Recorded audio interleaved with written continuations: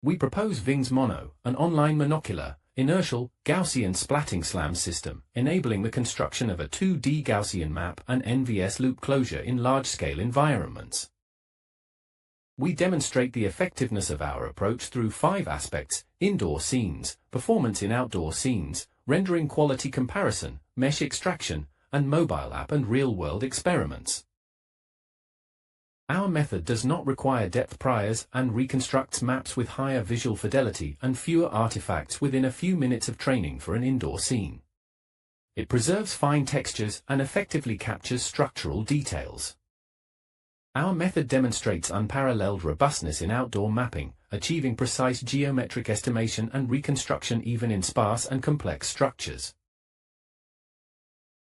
Compared to indoor environments, outdoor scenes pose greater challenges due to significantly longer trajectory lengths, ranging from hundreds to thousands of meters, and larger frame intervals. These factors heavily impact the rendering quality and map storage requirements of baseline methods. Nevertheless, our approach excels in rendering high-quality details in large-scale environments and extended trajectories, even on long-distance, high-speed autonomous driving datasets such as Kitty 360, and Waymo. On handheld datasets such as hierarchical, characterized by random motion trajectories and limited capture ranges, our method achieves high-precision modeling of building edges and surface details.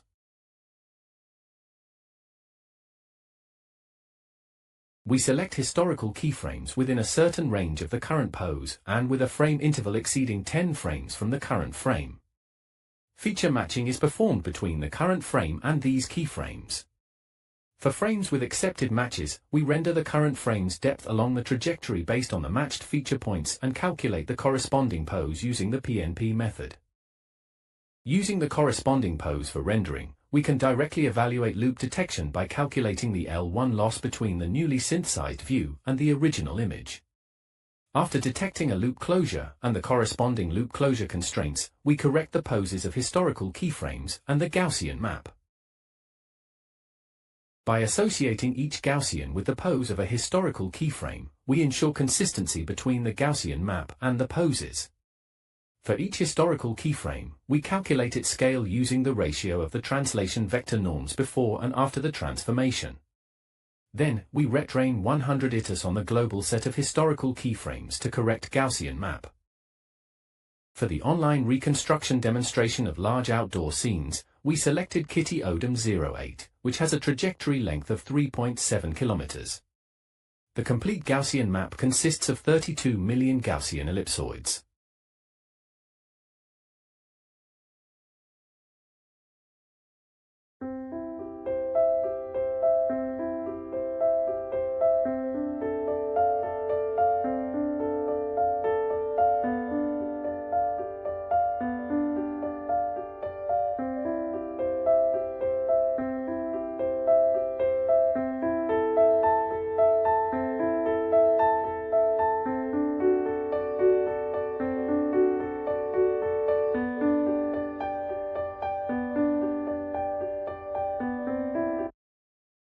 We show that the trajectory length of scene the 28th of May 2013 drive 0006 is 8.05 kilometers, and the entire Gaussian map contains 51.73 million ellipsoids.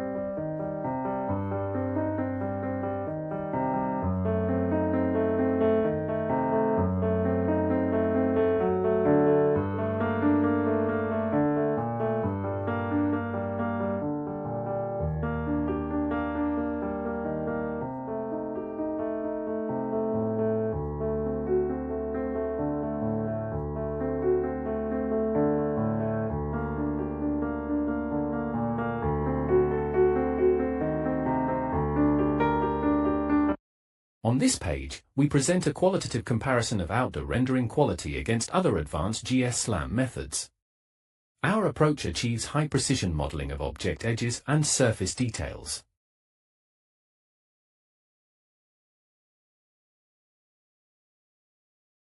Additionally, our method supports rendering color and depth from interpolated poses and exporting a mesh using TSDF Fusion. As shown in Page, we exported a mesh for the Kitty dataset and performed simulation in Unity.